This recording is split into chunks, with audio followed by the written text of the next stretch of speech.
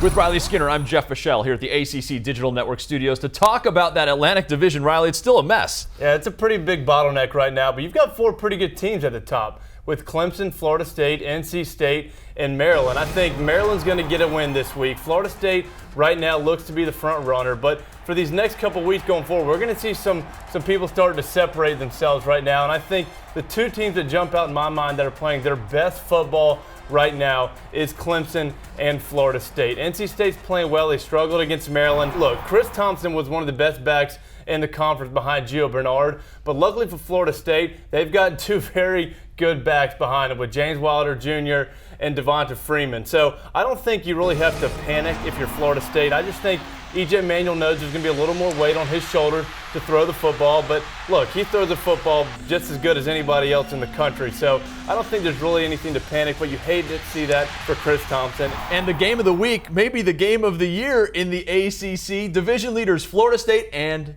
wait for it, Duke. Yep, that's right. We could see these two teams playing in Charlotte, which is wild to even think of. But one thing Duke did last week against North Carolina is they got that ground game going, which has been, not really their forte.